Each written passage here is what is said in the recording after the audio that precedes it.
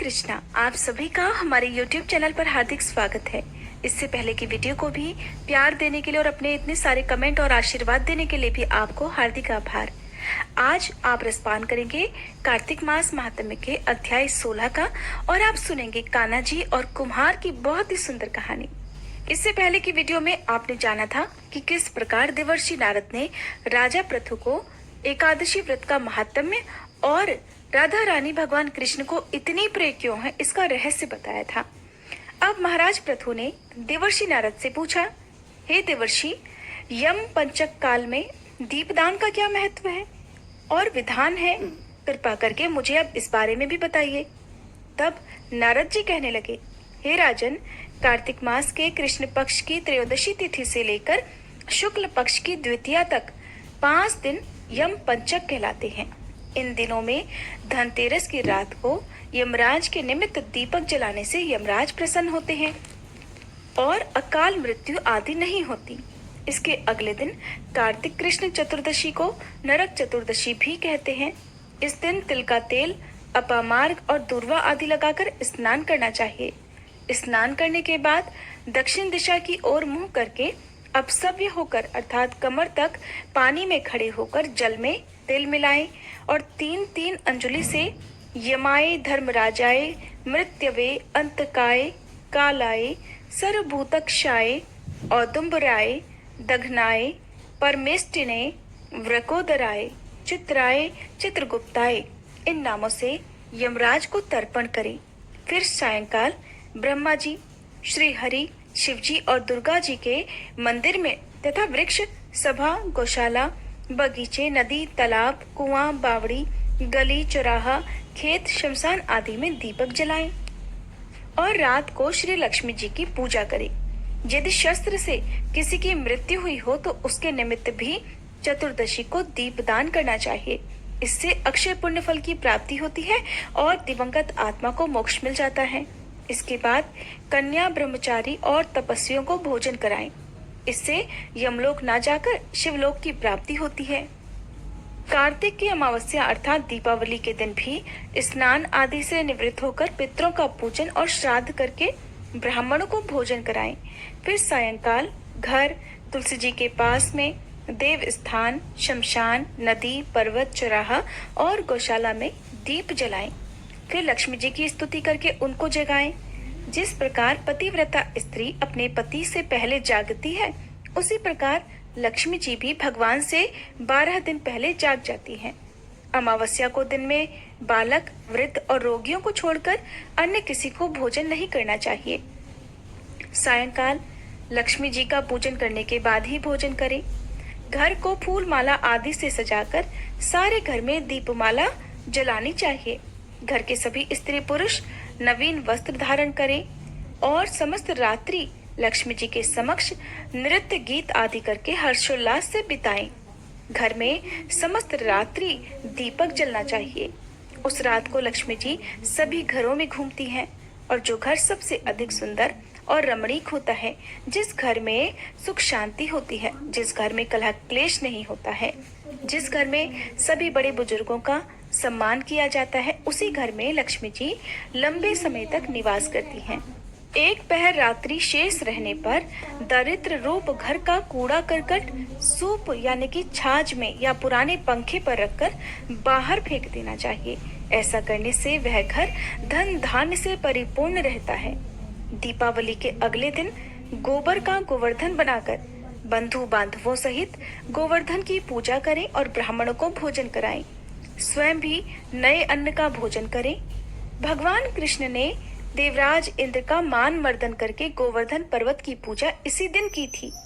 सायंकाल के समय गऊ तथा वृषभ अर्थात बैल की पूजा करें और अपने परिवार के भरण पोषण और रक्षा करने के लिए उनसे प्रार्थना करें। इसी दिन शाम के समय बलि और उनकी पत्नी विंध्यावली की मूर्ति बनाकर पूजन और दान आदि काम करने से परिवार में सुख और समृद्धि बनी रहती है। दीपावली की रात को घर सजाने, दीप मालिकाएं जलाने और महालक्ष्मी पूजन के बारे में विस्तार पूर्वक बतलाते हुए देवर्षि नारद ने कहा, हे राजा पृथु, कार्तिक कृष्ण अमावस्या को दीप मालिका करने से दरिद्रता का विनाश होकर संपन्नता आती है। इस संबंध में एक इतिहास सुनाता हूँ, ध्यान से सुनो। थुरसैन देश में सत्य शर्मा नाम का एक अत्यंत दरिद्र ब्राह्मण था। उसके मन में एकमात्र यही कामना थी कि अगर मेरे पास धन हो तो मैं उसे यज्ञ, दान, पूजा पाठ आदि कामों में व्यय करूं। अपनी दरिद्रता के निवारण का उपाय पूछने पर एक दिन एक विद्वान ने उसे बताया कि तुम शिव जी की आराधना करो। ब्राह्मण सत्य शर्मा ने सच्चे हृदय से भगवान शिव की उपासना आरंभ कर दी। 1 वर्ष बीतने पर शिव जी एक ब्राह्मण का रूप धरकर उसके पास आए और बोले, हे विप्र, धन प्राप्ति के लिए तुम राजा के पास जाकर उससे वरदान मांगो कि कार्तिक की अमावस्या को तुम्हारे सिवाय अपने घर में कोई भी दीप न जलाए। ब्राह्मण ने ऐसा ही किया। वह राजा के महल में पहुंचा और राजा को सारी बात बताई। राजा ने उसकी बात स्वीकार करके कार्तिक कृष्ण चतुर्दशी को सारे नगर में ढिंढोरा पिटवा दिया कि अमावस्या को कोई भी अपने घर में दीपक न जलावे। राजा की आज्ञा मानकर अमावस्या की रात्रि को किसी ने भी दीपक नहीं जलाया। जब रात को लक्ष्मी जी नगर में आई तो देखा कि समस्त नगर में अंधेरा है, कर एक ब्राह्मण का घर खूब सजा हुआ है और दीपमाला से जगमग हो रहा है। लक्ष्मी जी प्रसन्न होकर उस घर में प्रवेश करने लगी। लक्ष्मी जी को अपने घर में प्रवेश करते देखकर सत्य शर्मा उनका मार्ग रोककर खड़ा हो गया और कहने लगा, हे भद्रे, तुम्हारे पति तो अति कठोर हैं और तुम अत्यंत चंचल हो, इसलिए हमारे घर में प्रवेश मत करो। तब लक्ष्मी जी कहने लगी, श्री हरि तो इस समय शयन कर रहे हैं, इस कारण निश्चय ही मैं तुम्हारे घर में निवास करूंगी।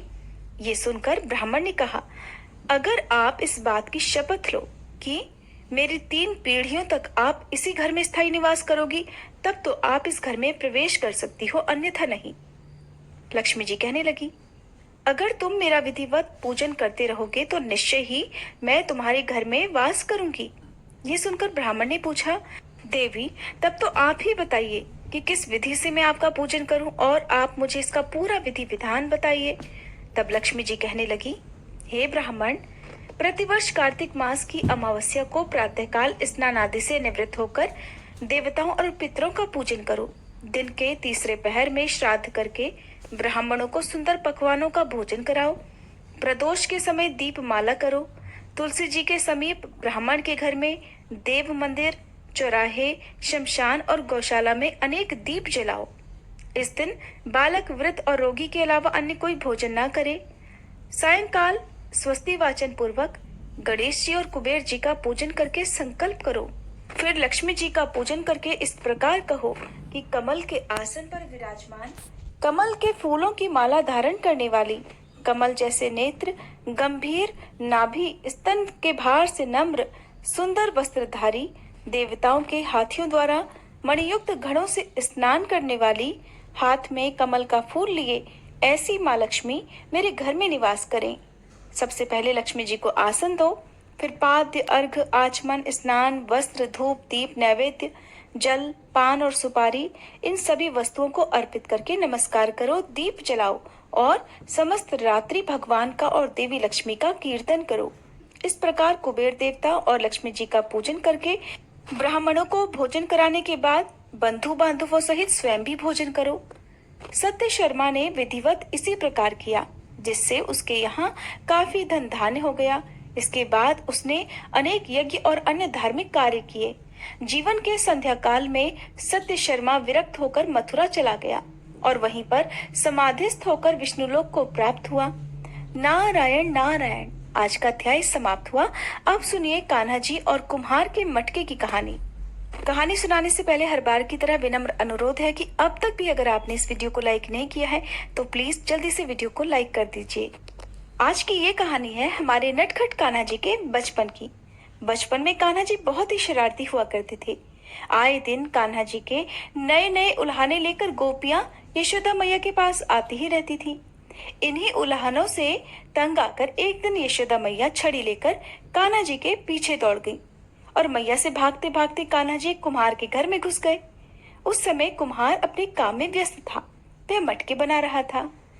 पर जब थोड़ी देर के बाद कुम्हार की नजर भगवान पर पड़ी तब वह इतना प्रसन्न हो गया कि आपको क्या बताएं। क्योंकि साक्षात भगवान जो उनके घर पधारे थे। कुम्हार बड़ा प्रसन्न हुआ और वह कान्हा जी के पास गया और कान्हा जी से कहा कि कान्हा जी, कैसे आना हुआ? तो कान्हा जी बोले, कुम्हार जी, मेरी मैया बहुत गुस्सा कर रही है और छड़ी लेकर मुझे ढूंढ रही है। कुम्हार समझ गया कि आज जरूर फिर से नटखट कन्हैया ने कोई शरारत की होगी। कन्हैया जी कहने लगे, कुम्हार जी, थोड़ी देर के लिए ही सही मुझे कहीं छुपा लीजिए। तब कुम्हार भगवान श्री कृष्ण के अवतार स्वरूप से ज्ञात तो था। उसने तुरंत ही कान्हा जी को एक बड़े से मिट्टी के घड़े के नीचे छुपा दिया। कान्हा जी मजे से छुप गए। थोड़ी देर के बाद यशोदा मैया हाथ में छड़ी लेकर वहीं आ गई और आकर कुम्हार से पूछा, क्यों रे कुम्हार, क्या तूने मेरे कान्हा को देखा है? तो कुम्हार कहने लगा, नहीं मैया, मैंने नहीं देखा। कुम्हार और यशोदा मैया के बीच में हो रही इस बातचीत को कान्हा जी बड़े गौर से सुन रहे थे। कुम्हार ने यशोदा जी से मना कर दिया कि उन्होंने कान्हा जी को नहीं देखा, तो यशोदा मैया ने कुम्हार की बात पर विश्वास कर लिया और वहां से चली गई। तब मटके के नीचे छुपे हुए कान्हा जी बोले, कुम्हार जी, अगर मेरी मैया चली गई हो तो मुझे इस मटके से बाहर निकालिए। कुम्हार बोला, बहुत चालाक था, कहने लगा, ऐसे नहीं भगवान, पहले आपको मुझे वचन देना होगा कि आप मुझे 84 लाख योनियों के बंधन से मुक्त कर देंगे। मटके के नीचे छुपे हुए कान्हा जी मंद मंद मुस्कुराए, सोचने लगे कि बड़ा चालाक कुम्हार है। कहने लगे, ठीक है, मैं तुम्हें वचन देता हूँ कि मैं तुम्हें 84 लाख योनियों के बंधन से मुक्ति दे दूंगा। कन्हैया जी कहने लगे, अब तो मुझे बाहर निकाल दो। तो कुम्हार बोला, मुझ अकेले को नहीं महाप्रभु, मेरे पूरे परिवार को भी। अगर आप मेरे पूरे परिवार को भी 84 लाख योनियों के बंधन से मुक्त करने का वचन देते हैं तो ही मैं आपको इस घड़े से बाहर निकालूंगा। कुम्हार की बात सुनकर कान्हा जी बोले, ठीक है भैया, मैं तुम्हें तुम्हारे परिवार सहित 84 लाख योनियों के बंधन से मुक्त करने का वचन देता हूँ, अब तो बाहर निकाल दो। तो कुम्हार कहने लगा, बस प्रभु जी, एक और विनती है, उसे भी पूरा करने का वचन दे दो तो ही मैं आपको घड़े से बाहर निकाल लूंगा। कान्हा जी सोचने लगे, है तो सचमुच चालाक, अब तो मुझे इसकी एक और विनती सुननी होगी, इसे एक और वचन देना होगा। कान्हा जी कोई मजबूरी में उसकी पुकार नहीं सुन रहे थे, कोई मजबूरी में उस कुम्हार को वचन नहीं दे रहे थे, बल्कि कान्हा जी तो जानते थे कि कुम्हार उनका अनन्य भक्त है और आज हाथ में आए हुए इस अवसर को वो कुम्हार कभी भी खाली नहीं जाने देगा। कान्हा जी बहुत प्रसन्न थे। तो कान्हा जी मटके के नीचे से कहने लगे, अच्छा अब बताओ और क्या चाहते हो? तो कुम्हार ने कहा, हे प्रभु जी, जिस घड़े के नीचे आप छुपे हुए हैं उस घड़े को बनाने के लिए लाई गई मिट्टी मेरे बैलों पर लाद कर लाई है। आप मेरे उन बैलों को भी 84 लाख योनियों के बंधन से मुक्त करने का वचन दे दीजिए। कान्हा जी ने सुना तो विचार किया कि ये कुम्हार तो न केवल अपने परिवार के लिए बल्कि प्राणियों के लिए भी और बेजुबान प्राणियों के लिए भी अपने मन में इतना प्रेम रखता है, इतना स्नेह रखता है और उनकी भी इसे चिंता है। तो कुम्हार का पशुओं के प्रति प्रेम देखकर उन बैलों को भी मोक्ष देने का वचन कान्हा जी ने दे दिया। कान्हा जी बोले, लो, तुम्हारी सभी इच्छाएं मैंने पूरी कर दी, अब तो मुझे इस घड़े से बाहर निकाल दो। तब कुम्हार बोला, अभी नहीं भगवान, बस एक अंतिम इच्छा और रह गई है और वो ये है कि जो भी जीव हम दोनों के बीच हुए इस संवाद को सुनेगा, हम दोनों ने जो भी बात की है उसे सुनेगा, उसे भी आप इस जन्म और मृत्यु के चक्कर से मुक्त कर देंगे। बस ये वचन और दे दीजिए, तभी मैं आपको इस मटके से बाहर निकाल लूंगा। कुम्हार की इस सच्ची प्रेम भावना को देखकर कान्हा जी बहुत प्रसन्न हुए और उन्होंने उस कुम्हार को तथास्तु कह दिया। फिर जाकर कहीं कुम्हार ने कान्हा जी को मटके से बाहर निकाला, फिर उन्हें साष्टांग प्रणाम करके उनके चरण धोए और वह चरण अमृत प्राशन करके अपने पूरे घर में उसका छिड़काव किया। अंत में वह कुम्हार प्रभु के गले लगकर इतना रोया कि उनमें ही विलीन हो गया। प्रेम से बोलिए, कृष्ण कन्हैया की जय। उस कुम्हार ने अनजाने में ही हम सभी के लिए भी प्रार्थना की थी, इसलिए हम सभी को उस कुम्हार का भी धन्यवाद करना चाहिए, क्योंकि आज हम सब ने भगवान कृष्ण की इस अद्भुत कथा का रसपान जो किया है। कैसी लगी आपको ये कहानी मुझे कमेंट करके जरूर बताइएगा।